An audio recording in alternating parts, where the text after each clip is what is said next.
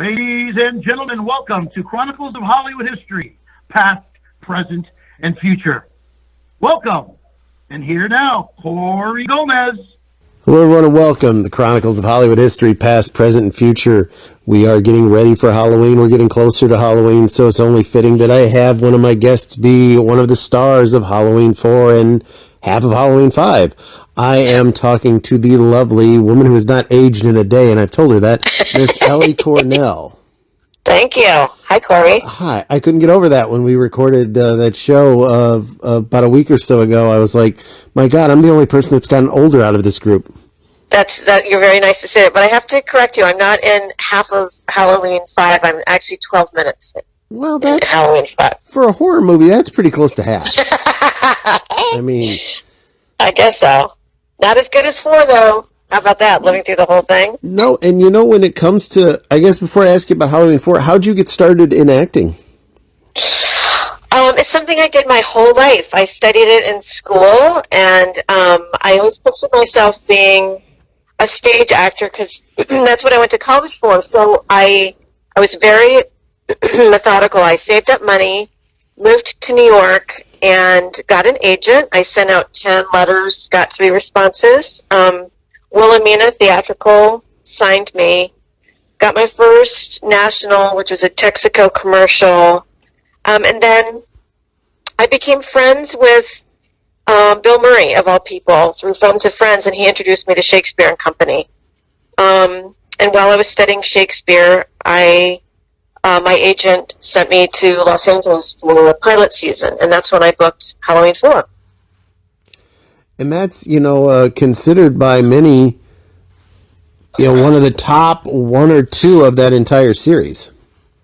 Well, I think we were lucky because Alan B. McElroy wrote a great script, and we had a great director in Dwight Little. I think it was the combination, and loved, obviously working with Danielle and Kathleen and Sasha, and of course Donald Pleasance. It was it was a good combination. It was kind of lightning in a bottle for a moment there. It was really, really cool, and I would say pretty rare.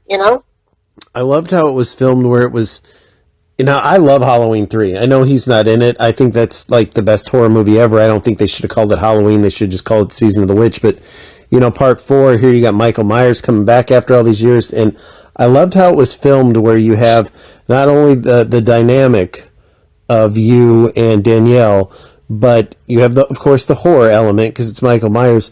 But the last act is almost filmed like an action movie. It was like a very great blending of different genres to make it that film. It was, and it was light, relatively light on the gore and heavy on great suspense, which is, we've just taken a real turn in that genre. It's gotten a lot darker. What'd you think of the Rob Zombie Halloween? It's a little dark for me. He's got a very singular style, which I respect because it's his, but I don't feel a connection to it. I don't feel a connection to the material, and quite honestly, it's okay that I wasn't approached to be in any of the other Halloweens. I'm so content with the work that we did. I never felt like there was something else I needed to say. I just really, I felt very, very lucky and protected by the whole thing. And what I really liked, and not that anyone listening to this got to see it yet, the way you ladies and Mr. Little, the way you have maintained a friendship all these years. That's there's people that I met a year ago that I hate today. You guys have maintained a friendship for 20-something years. I mean, that's just to me, that's just very nice. Yeah, and it's an indication of just the kind of person he is and the kind of set he ran. It was it was a very intense shoot. Danielle and I can't remember, but we worked something like 38 out of the total 40 days. It was an Olympic event, and the last couple weeks were completely night shots, which is always kind of discombobulating. So, considering the pace and the the expectations, Dwight took great care of us. He made sure we took care of ourselves and instilled discipline in me that I have to this day. How important it is to show up rested and eat the right things, and it was awesome. I learned so much from that experience. You guys celebrated Danielle's birthday on the set, didn't you? Yes, we did. We sure did. I remember reading. Now, she actually has aged because she's clearly not 11 anymore. But I guess she's the one of you that did age, but in a good way. She's still very young looking. She still is extremely young looking. That one, yeah. And she has an amazing Halloween wall. I know. That was something. That was really cool. Really cool to see. Now, Halloween 5, it ends, Michael Myers, he falls through this stuff, but he's not dead, because, you can't kill these people. Why, in part 5, did you have, because Danielle is once again featured through the film, why were you only in that beginning part of the film? Well, that's a good question. So I knew, I lived through 4, so I knew there would be a script coming down the pipe. And so when Halloween 5 script arrived, it's like I was flipping the pages. Where's Rachel's demise? I just suspected that it would not be, that it would be there simply because that's the formula. Mm-hmm. I wasn't thinking too much about Danielle's role, but I was, like, what happens to Rachel? What's the storyline? And, I've said this before, but I made them rewrite it because I just thought it was kind of gross that she would get scissors shoved down her throat. So they rewrote it, and after the fact, and Mustafa Akkad actually said this to me, who is the executive producer of the whole franchise. He was really bummed that he'd had my character killed off because he had no idea that there would be kind of a mini backlash against it. I think people were kind of let down. And the thing that I learned about any role is that you should always leave an out. In case the writers want to bring the character back, some sort of, just an out of a little bit of an unknown about the end. So in case she does come back, because then you leave yourself open to some really cool possibilities. Well, you could still come back. They killed Jamie Lee Curtis in part 8, but then they told us we have to forget about everything but one. So in these new ones, you could still come back and be reintroduced. That's true. I guess that's true. Yep. And Mustafa's son Malik has now taken it over. So, yeah. I guess. It could happen. What'd you think of the new Halloween movie? I haven't seen it. Really? Mm-mm. It's very good. I will. Should I watch it tonight? Yeah, I heard it was really, really good, and good. I haven't avoided it on purpose. I just have to sit down and do it. But I heard it was really, really good. I heard Jamie Lee Curtis was phenomenal. Oh, she's Jamie Lee Curtis. Yeah. The only thing that I didn't agree with, and I'm assuming most fans didn't, is okay. Forget 2, 3, 4, 5, 6, 7, 8. It's like you can't forget all this stuff, but to me that one. But it's still the finished product did come out very good, very true to the source material and all. It was good. I still rank part 4 higher. Oh, that's awfully nice. I go 1, 4. I don't loop 3 into it. I kind of put that in the category of itself. But now, at the end of Halloween 5, they establish, here comes the guy in the trench coat, and he breaks Michael Myers out of the prison, and now, he's in the cult of Thorn. It was starting to get really hokey. Did you watch, 6, 7, 8? Did you watch the other ones? I didn't. Mm-mm. Well, you're not missing anything, and I'm sure you've heard that 100 times before. Well, I just, it's like, it's not that I lost interest, but it didn't grab my attention. You know what I mean? I've heard that the new Halloween is really good, so absolutely I'm going to tune in, Mm-hmm. But the others, you don't hear that much about. No, Halloween 4, I remember seeing it in the theater, it was packed. That was number 1 at the box office. Halloween. I know, I remember waiting in line, I think I took my agent, we were in Westwood, in West LA, and the line was around the block, and I'll never forget it. I said to the girl in front of me, I said, "What are you guys in line for?" And they said, "Halloween 4." Can you imagine? Mm-hmm.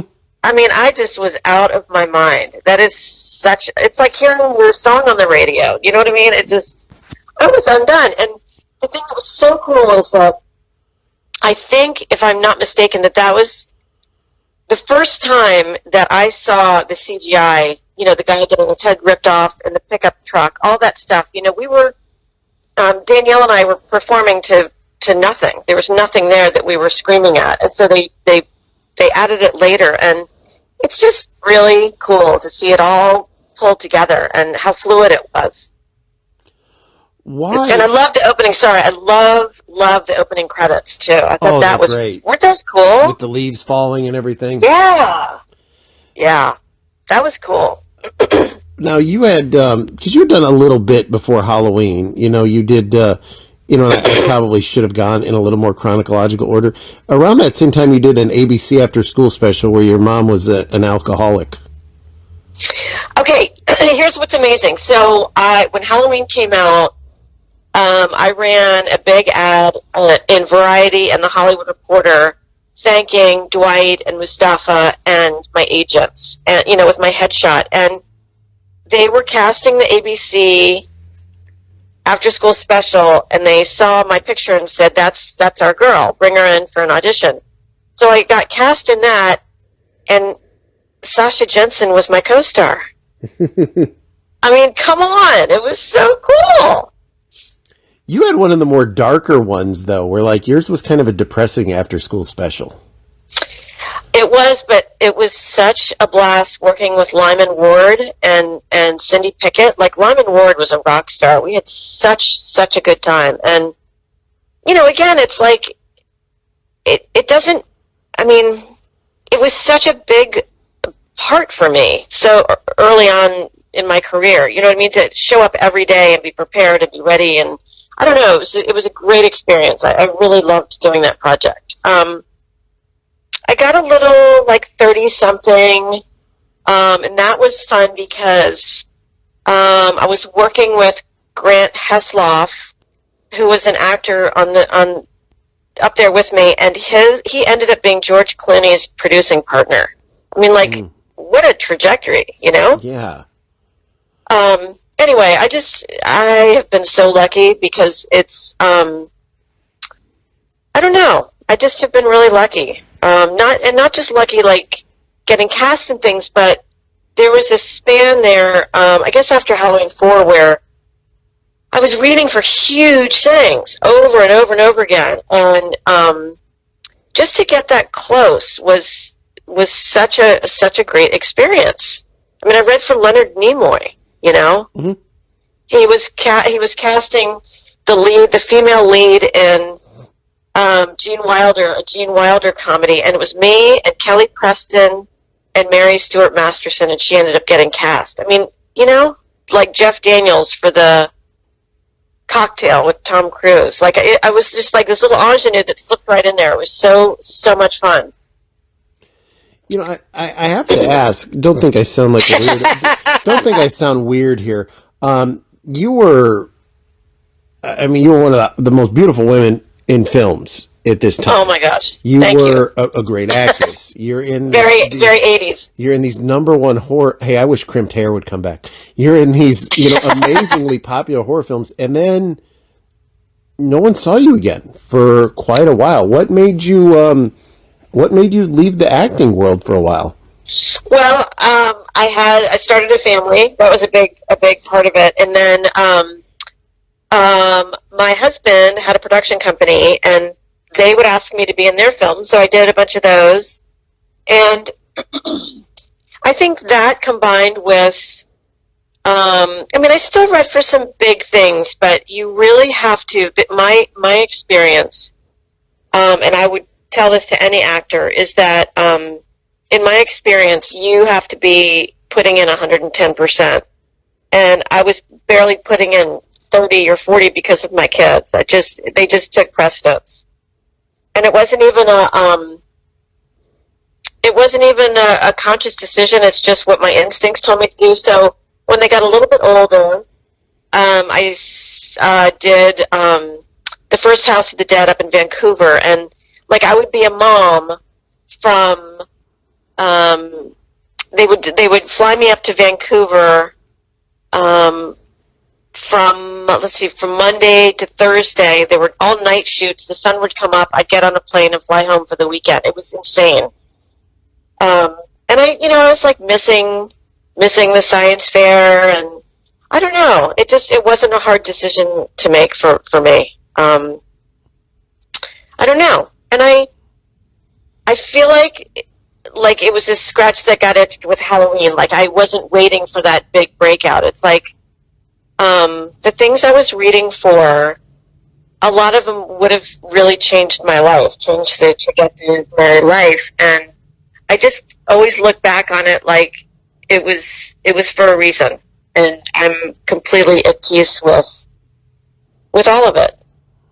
No, I never felt like, I didn't. It's not like I stopped auditioning per se, but as casting began to get really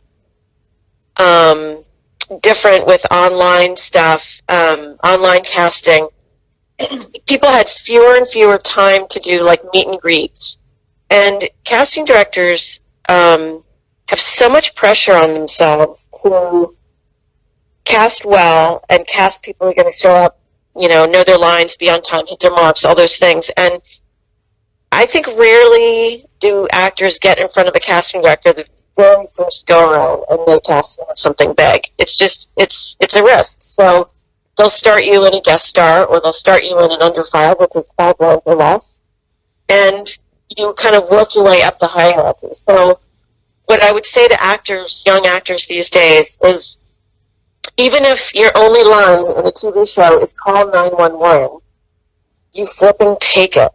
Show up and do it, because casting people are watching those actors when they're watching shows at night.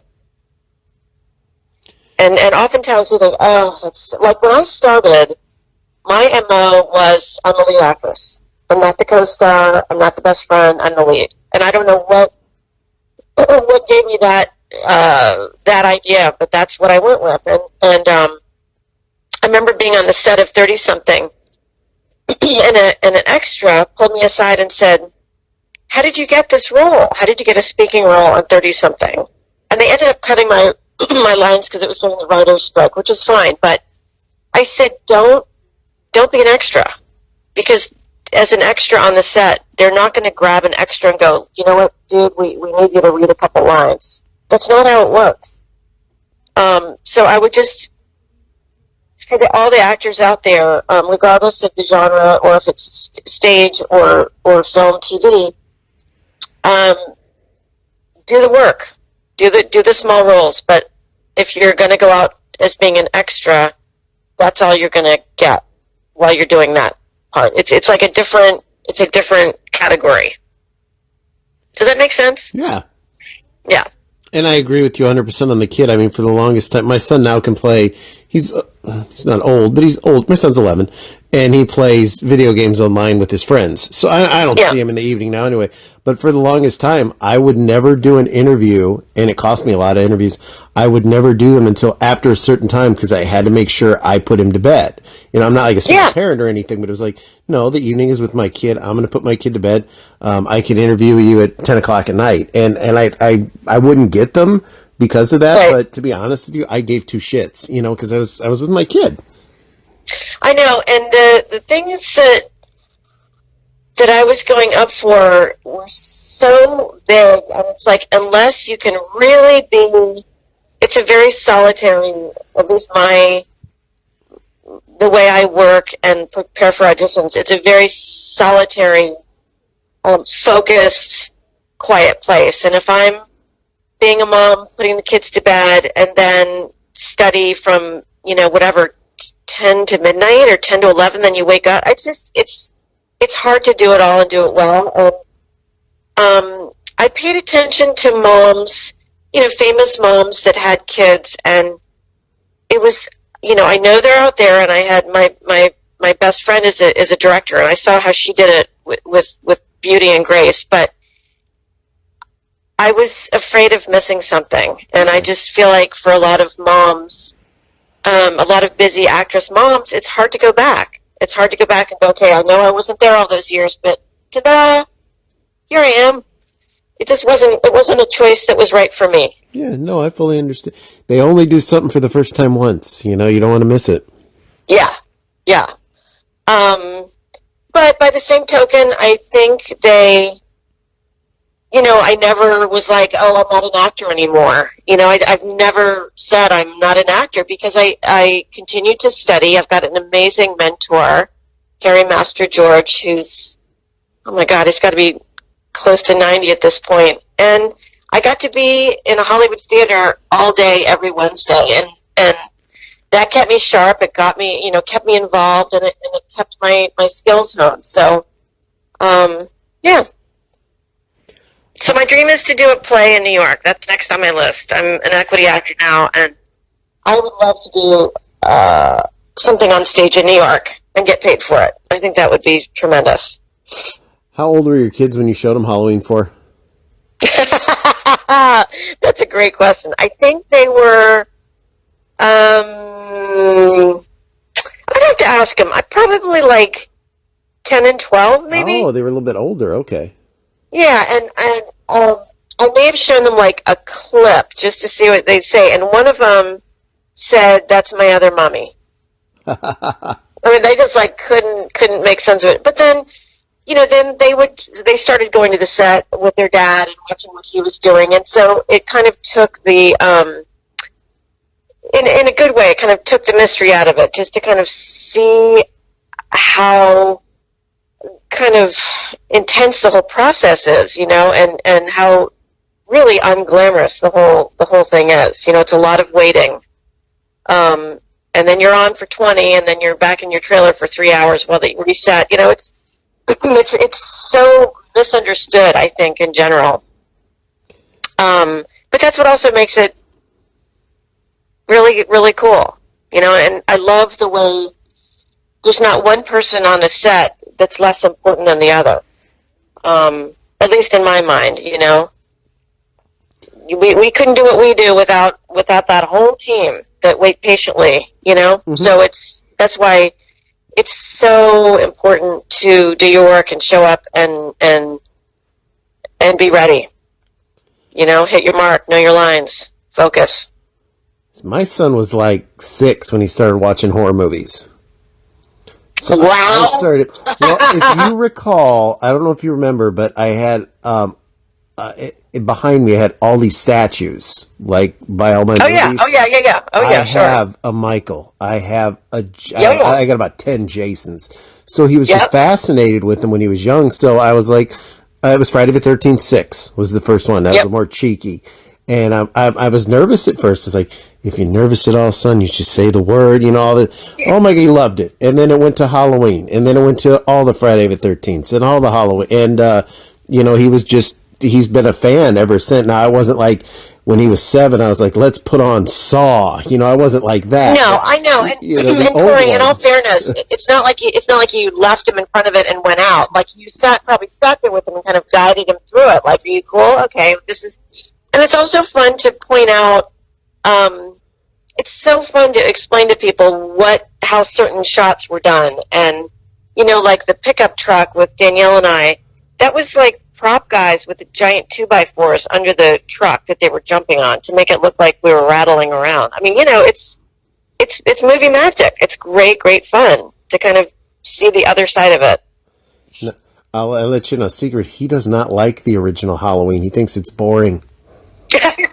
He says nothing happens in there. He's like, I like 4 people get killed. He's like, this movie's really, really boring. Yeah, but yeah, that's interesting. Now he liked the Rob Zombie Halloween, which he saw about a year ago. Wow. But see, how old now, is he? He's 11? Yeah, now my wife, she's a little bit younger than me. She's still in her 40s.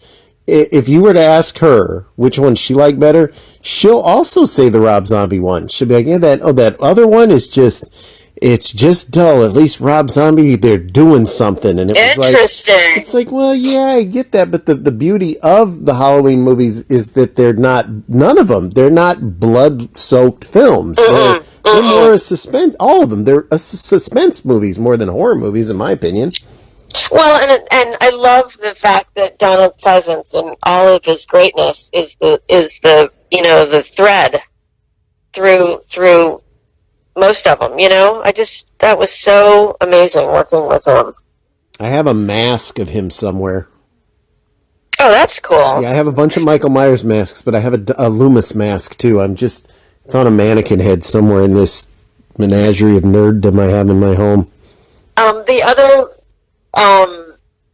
guy that I loved working with, I was just in awe, was Danny Trejo. Oh, he's awesome. He's such a cool customer. And that was really fun. I've never talked to him yet. I think he actually may be scheduled, to be honest with you. But no, I like his stuff. But I'm curious, what did you think when you saw that you were on a VH1? Where are they now? I was just saying that to my hairdresser. And did you know they were doing that, or was it like one of those somebody said, "Hey, you should turn this on"? Oh, no. I think I had just moved back to LA. My kids were very, very young. I don't think that much about, you could say lack of professional strategy, but I don't mind that people say, "Where is she now?" Like, I don't mind being underexposed or kind of in the background. Like, I'm so fine with that. Yeah, no. I mean, I know where you are. You're talking to me, so I mean, you're not. I always. There's been a few. I was never one of those like, "Look at me." Yeah. It's just not my bag, and it's people have their own way, and no, No, I mean, now, have you always been a horror film fan? No, not at all. In fact, okay, I like. I'm trying to think of some good old scary ones. I love Rosemary's Baby. Have you seen that one ever? I have. Oh yeah. It's very, very, very old school. Like, I just saw The Exorcist a few years ago. Like the really big ones. Oh, it's so boring. I was too scared to watch. It's so boring. Is that what you said? Yeah, now, I didn't watch Exorcist till I was in my 20s, and by then I'd seen all this other stuff, so I was like, head spins around, hoop-a-doo-doo. Had I seen it back then, it probably would have freaked me out. Yeah. Oh, absolutely. And like Amityville Horror. I wasn't an avid horror fan. I just happened to be cast in a big franchise, and it was funny because I think I had accepted the role at that point, and then Nightmare on Elm Street were looking for their lead, and before they cast Heather, they were like Ellie Cornell type. It was funny. It was weird. It was like the two franchises came a knocking, but I don't know. Things happen for a reason. It just was a great experience all the way around. Like the producers were super respectful, and if it was an uncomfortable scene, they would clear the set. It's just like that's how it should be, and it's not always that way. So it's really lucky. Knock wood. I had to research you a little bit when I wrote that intro for you that I read on the other show. Do you own a restaurant? I used to. Not anymore. All right. Well, then I did not read nonsense. So, why'd you get rid of it, if you don't mind me asking? It was my husband's business. We did it for 26 or 27 years together. Wow. Yeah. Did you have Halloween-themed food at Halloween time? Because I would totally be all over that. I know. That is such a cool idea for somebody. No, it was a very normal, beautiful, fine dining restaurant, and no. Mm-mm. No, I don't. That's not part of my everyday life. It was a part of my life. But that's a good idea, though. I like the theme thing. That would sell like crazy. It would. I mean, I studied to be a chef, but then you find out you have to work nights, holidays. Oh, it's unbelievably hard work. When I was single, I thought Valentine's Day, I used to call it Drifter's Christmas. So I sure as hell didn't want to be making food for people on a date, so that I know. fell apart. But No, horror-themed restaurants would be awesome. Have like a Michael Myers burger and I can't Jason believe no one's fries. done it. Oh, I'm sure there's Um, probably hundreds out there. We just don't know about them. do you still cook at home? I do. Good. I actually It's made. a great skill to know how to do. I think it's one of life's greatest pleasures. It's a great thing to know how to do. Tonight's dinner is I make everything from scratch. We've got manicotti, and then we're going to have spinach and artichoke dip, and we're going to have cheesecake. So, Good let Lord, me have mercy. That sounds let me amazing. rephrase that. I'm going to watch them eat that, and then I'm going to have some salad because if I have to be on camera with people, I really want to look my best. Yeah. Plus, I had a fiasco. I had to color my beard because, Kathleen has this golden blonde hair. And I got to help my son with his homework, and I left the dye on too long. So now I look like a Russian dictator with this big black beard. Like I'm totally screwed. I don't want to shave it off and look like I don't know what I'd look like without a beard at this point. But I'm not sure how this big jet black beard is looking right now. Wow. I have a lot of small problems. I guess that's better than big ones. That's okay. Now, you got back into things, and like I mentioned, you've got Dead Reckoning coming up. What can you tell us about that? Dead Reckoning was originally called Alter Rock, and it was shot on an island off of Cape Cod. And one of the producers had seen me in a play. And so she asked me if I would be interested in playing a small role opposite an actor named John Shea as his wife. And I said, sure, I'd be honored and delighted. So it was directed by Andrzej Bartkowiak, who was one of the top cinematographers in the world back in the 80s and the 90s. He, Terms of Endearment won an Oscar, and he was the cinematographer on that, and just tremendous career, and he was directing. So that was a huge thrill for me. So I was all lined up to play this small part, and I went on a big cruise with my family, and we were outside of Russia on a cruise ship, and Andrzej called me at 2:30 in the morning and said that the woman playing a bigger part was Eliza Dushku, and she had backed out, and would I be interested in stepping into that role?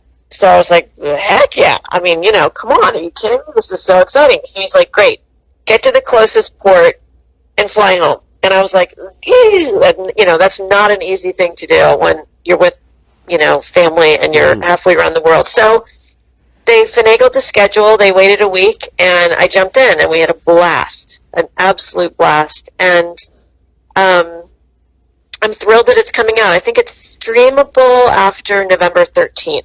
Somewhere in there. Yeah, I think Shout Factory is handling a lot of it. That's when I had gotten the press release and I recognized your name on it. Yep. And it is not. It sounds like a horror film. It's not. It's actually an action thriller. And you got to work with James Remar. I did, and he was lovely. Absolutely lovely. And he asked me to be in a film that he's doing. So hopefully he'll tap on my door someday. He was just a pleasure, total pleasure to work with. He was in The Warriors, 48 Hours. I mean, he's a legend in the business. So I know, and completely justifiable. He was wonderful. I'd like to say I'll remind him not to forget to tap on your door, but I don't know him, so I'd be of zero He'll help. Go, Ellie, who? Sense. Yeah, I think he liked. I don't know. He had some role in it for me, but anyway. Yeah, that was great. It was, another great experience. I'm just chalk it up again. And super lucky. Scott Adkins in the lead role. He's the top, martial arts action guy right now. Yeah, he was tremendous. He and I have a pretty epic fight scene. He doesn't jump up in the air and do one of those goofy kicks on your head, does he? The only reason I have a chance is that he is fatally wounded, and I don't want to give it away. Anyway, he's wounded when we're fighting, so that's the only way he doesn't knock me off from the go. But he's wonderful. Well, if you watch the Brothers Grimsby, he did get gunned down by Borat. So, I mean, he might not be the tough guy everybody thinks he is. So, Good point. Good point. What else do you have? Do you have anything else lined up you can tell us about after this one? No, I still have my agent in New York, and hopefully after COVID is a thing of the past, I'll get right back out there. I might shoot my friend Felicity Seidel, who's an actress. She's got a series that she has cast me in, and we may just shoot it. Just go out into the streets of New York and shoot it ourselves, and that's got some heat around it. So that would be ideal for me. Is just to work with her. And I did a small horror short for her daughter, who's actually 17. She's a director, phenomenal, and she got into a film festival. That was a blast. Yeah, so I work where I can and look forward to the future. I know there wasn't any this year. Well, there's small ones, not really this year. But do you go to a lot of the conventions, like the Chillers and the Frightmares and stuff like that? I don't. I really don't. I've done several, I would say, but it's mostly, a favor if someone really needs for me to show up, or if, like if Malika Cod asks me to show up. I can, like, if the whole cast is there, it's really pretty great, and the fans are always so lovely. It just always blows me away how just sweet and respectful everyone is. But I don't do many of them at all, and I don't know why that is. It's just a preference thing. You would make a killing on autographs. Not many people have Rachel's autograph. You could make Well, I sign a lot when I go, but I don't know. And then I don't know. But they're always well tended. Lots of actors go, so they'll just have to get the other ones. It's not the same. The dynamic of Halloween 4 is the sisters. Oh, the sisters! I know. Such a fun cast. Do you have a website that people can follow you on, or are you on Instagram, Twitter, or anything? I don't, but maybe I will in the future. I don't really know. I like to keep a lower profile. Yeah. There's nothing wrong with that. It may not be what people want, but it's just how I live, and it makes me, I don't know. That makes you more in demand. I like to keep it on the DL. There you go. But what's your son going to be for Halloween, and how do you guys manage the Halloween this year? Well, what are you doing? My state is in the red, so we're okay. a hot spot. We're number 5. There is no Halloween this year, which in a way, as he's hit 11, he didn't really want to go out trick-or-treating anyway this year. So it kind of worked itself out. The only thing that made me sad was this is the first time in like 30 years that I'm not decorating my house for it, because if I'm not going to hand out candy, I don't want to have a fun house displayed in my, front yard. Sure. I heard some places are doing home tours where you can drive around in the safety of your car and look at houses. But, it may just be one of those, I don't know. It's funny. It really gives you a new appreciation, it's of how kind of fun it is. I think a lot of people will miss it this year. I will be decorating for Christmas on Sunday, though. Nice. Because you don't decorate when it's freezing cold. Decorate when it's warm. And you know what? If I'm getting screwed out of one holiday, I'm getting a few extra weeks of the other. I know. I just flew through Kennedy Airport, and Terminal 5, the JetBlue terminal, is decked out for Christmas. I almost fell over. I'm like, come on, guys.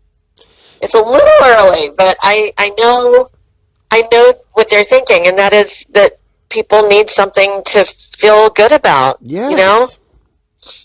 Well, I had to go to a Target the other day, and half the Halloween aisle's already gone to make way for the Christmas aisle. It's like, can we finish the one first? Come I on. know. I think that should be a rule. I do. And I always think, I mean, maybe this is a weird year, obviously, but there should also be a rule that you can't play Christmas music until after Thanksgiving. Yeah, as much as I love Christmas, I'm not a Christmas music guy. What I am is a Universal Halloween Horror Nights guy. And we usually fly out for those. And this was going to be the 30th anniversary. Well, that didn't happen. And then we were also going to spend Christmas at Universal Studios. And I can't remember the hotel, the one that's decked out like the Who's and the Grinch. That ain't happening either. So this year was just a real bust every way around, holiday-wise.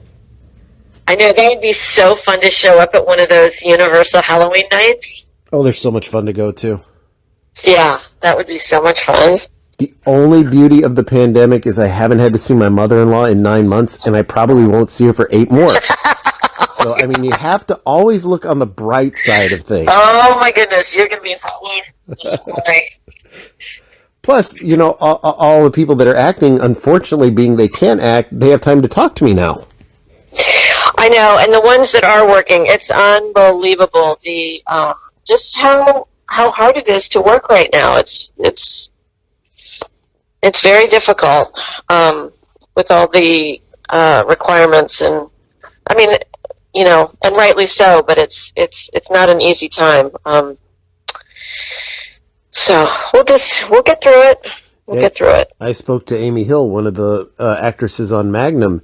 And she says, that 3 times a week they're getting COVID tested. Can you believe it? Oh, they have people there to make sure. She said they have a COVID crew that makes sure they're exactly so far apart in mass. She's like, it's very safe. But God, when I had my COVID test, it wasn't as bad as they say, but I don't want that thing up my nose every other day. I mean, geez. I know. It's intense. It's definitely a creepy feeling. They'll make a horror movie out of this. Just you wait. You just wait. You know it. They will. Be the new trend, the pandemic film. I know. I'm sure there's a bunch in the works. Well, I want to Have you voted? Yes, I have.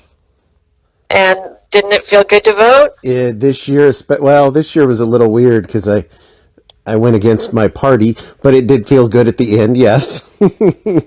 I know, it did. It was just something everyone needs to do. I mean, if you don't vote, you can't complain. You can't. Just my opinion. Yep.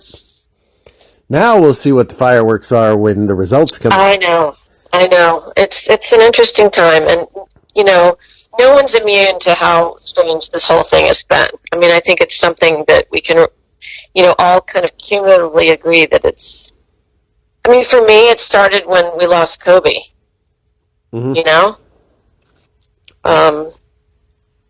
We were going to go to a Friday the 13th screening at the Alamo, and I think it was last March, and it was part 6, my son's favorite, and we were ready, and things started shutting down, so we didn't go, and I was like, it's all right, we'll do something this summer. Well, that didn't happen, so yeah, I never figured it. I mean, it's just weird. It's surreal, I guess is the best way to say it. I know, and I don't think anyone expected for it to last this long. But anyway, on the up and up, we'll hope for the best, and in the meantime, everyone's just got to, hunker down as best they can. And I want to thank you for, while you were hunkering down, taking the time to talk to me today, considering we just met about a week ago. My pleasure, Corey. Always a pleasure. And you stay well and keep being a wonderful dad and a husband that cooks and have a great manicotti dinner. I'm jealous. And I'll talk to you. Thank you for your time, ladies and gentlemen. You have been listening to the Chronicles of Hollywood History. Thank you from Gomez Richmond Productions.